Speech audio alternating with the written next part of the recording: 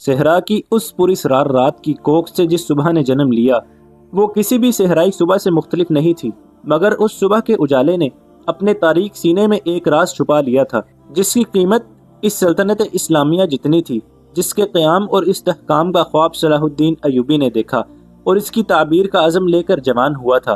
गुज़िश्ता रात उस सहरा में जो वाक़या हुआ, उसके दो पहलू थे। एक पहलू से सिर्फ नाजी और अदरूश वाकिफ थे, दूसरे पहलू से सलाहुद्दीन अय्यूबी का मुहाफिज दस्ता वाकिफ था, और सलाहुद्दीन अय्यूबी, उसका सुराग रसां और जासूस अली बिन सुफियान और ज़ुकुई, तीन ऐसे अफराद थे जो इस वाक़े के दोनों पहलुओं से वाकिफ थे।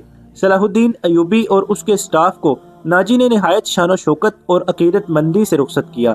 सूडानी फौज दो रवैया खड़ी सलाहुद्दीन अय्यूबी जिंदाबाद के नारे लगा रही थी। सलाहुद्दीन अय्यूबी ने नारों के जवाब में बाजू लहराए, मुस्कुराने और दीगर तकल्लुफात की परवाह न की। नाजी से हाथ मिलाया, अपने घोड़े को एड़ लगाई। उसके पीछे उसके मुहाफिजों और दीगर स्टाफ को भी घोड़े दौड़ाने पड़े। अपने मरकजी दफ्तर पहुंचकर वो अली बिन सुफियान और अपने एक नायब को अंदर ले गया और दरवाजा अंदर से बंद कर लिया। वो सारा दिन कमरे में बंद रहे।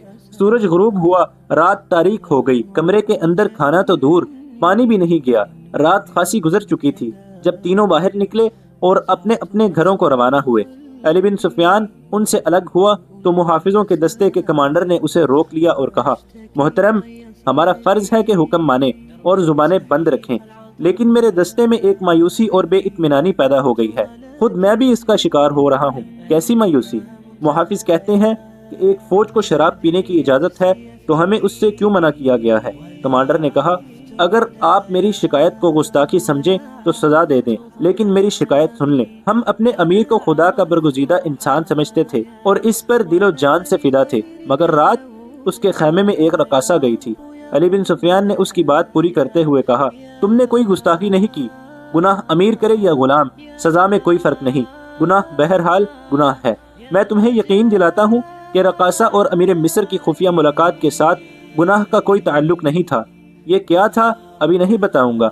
आहिस्ता आहिस्ता वक्त गुजरने के साथ साथ तुम सबको मालूम हो जाएगा कि रात क्या हुआ था। उसने कमांडर के कंधे पर हाथ रखकर कहा, मेरी बात गौर से सुनो आमिर बिन सालेह, तुम पुराने अस्करी हो, अच्छी तरह जानते हो कि फौज और फौज के सरबराहों के कुछ राज होते हैं जिनकी हिफाजत हम सब का फर्ज है। रकासा का अमीर मिस्र के खैमे में जाना भी एक राज है।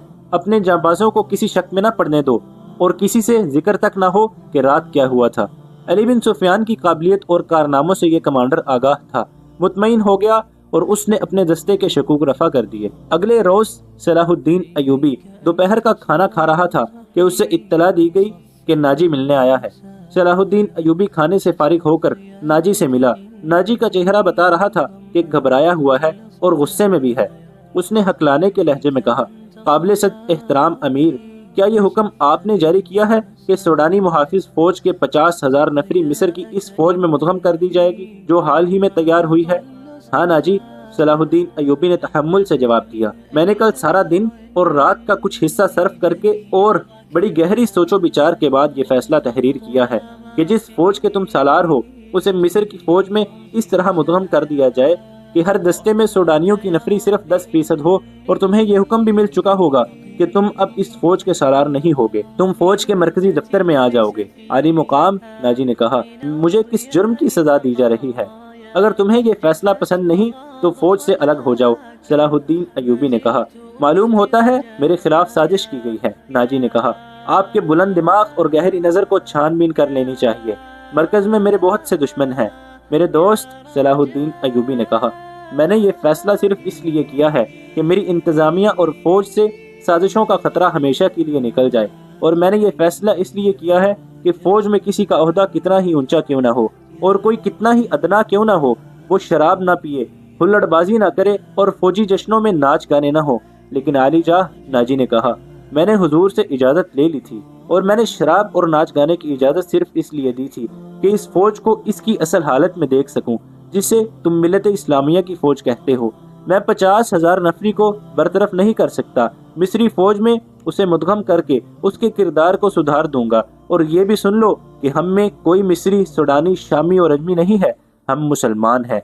हमारा झंडा एक और मजहब एक है। अमीर आलिया मरतब ने ये तो सोचा होता कि मेरी हैसियत क्या रह जाएगी। جس کے تم اہل ہو؟ صلاح الدین ایوبی نے کہا، اپنے ماضی پر خود ہی نگاہ ڈالو، ضروری نہیں کہ اپنی کارستانیوں کی داستان مجھ سے سنو، فوراً کاغذات تیار کر کے میرے نائب کے حوالے کر دو، 7 دن کے اندر اندر میرے حکم کی تعمیل مکمل ہو جائے۔ ناجی نے کچھ کہنا چاہا لیکن صلاح الدین ایوبی ملاقات کے کمرے سے نکل گیا۔ یہ بات ناجی کے خفیہ حرم میں بھی پہنچ گئی تھی کہ زکوی کو امیر مصر نے رات بھر کا شرف باریابی بخشا ہے۔ زکوی کے خلاف حسد کی آگ پہلے ہی پھیلی ہوئی تھی، اسے آئے ابھی بہت تھوڑا عرصہ گزرا تھا، لیکن ناجی پہلے روز سے ہی اسے اپنے ساتھ رکھنے لگا تھا۔ اسے ذرا سی دیر کے لیے بھی اپنے اس حرم میں نہیں جانے دیا جاتا تھا جہاں اس کی دل پسند ناچنے والی جوان لڑکیاں رہتی تھیں۔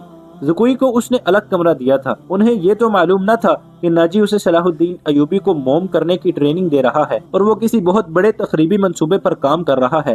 یہ رقاصائیں یہ دیکھ کر جل بھن گئیں کہ زکوی نے ناجی پر قبضہ کر لیا ہے اور اس کے دل میں ان کے خلاف نفرت پیدا کر دی ہے۔ حرم میں 2 لڑکیاں زکوی کو ٹھکانے لگانے کی سوچتی رہتی تھیں۔ اب انہوں نے دیکھا کہ زکوی کو امیر مصر نے بھی اتنا پسند کیا ہے کہ اسے رات بھر اپنے خیمے میں رکھا ہے، تو وہ پاگل سی ہو گئی۔ اسے ٹھکانے لگانے کا واحد طریقہ قتل تھا۔ قتل کے 2 ہی طریقے ہو سکتے تھے، زہر یا کرائے کا قتل جو اسے سوتے وقت قتل کر دے۔ دونوں طریقے ممکن نہیں تھے کیونکہ زکوی باہر نہیں نکلتی تھی اور زہر دینے کے لیے اس تک رسائی نہیں ہو سکتی تھی۔ ان دونوں نے حرم کی سب سے زیادہ چالاک ملازمہ کو اعتماد میں لے رکھا تھا، اسے انعام و اکرام دیتی رہتی تھی۔ جب حسد کی انتہا نے ان کی آنکھوں میں خون اتار دیا تو انہوں نے اس ملازمہ کو منہ مانگے انعام کا لالچ دے کر اپنا مدعا بیان کر دیا۔ یہ ملازمہ بڑی خرانٹ اور منجی ہوئی عورت تھی۔ اس نے کہا کہ سالار کی رہائش گاہ میں جا کر زکوی کو زہر دینا ممکن نہیں، موقع محل دیکھ کر اسے خنجر سے قتل کیا جا سکتا ہے، اس کے لیے وقت چاہیے۔ اس نے وعدہ کیا کہ وہ زکوی کی نقل و حرکت پر نظر رکھے گی، ہو سکتا ہے کہ کوئی موقع جلدی نکل آئے۔ اس جرائم پیشہ عورت نے یہ بھی کہا کہ اگر کوئی موقع نہ نکلا تو حشیشین کی مدد حاصل کی جائے گی، مگر وہ معاوضہ بہت زیادہ لیتے ہیں۔ دونوں لڑکیوں نے اسے یقین دلایا کہ وہ زیادہ سے زیادہ معاوضہ دینے کو تیار ہیں۔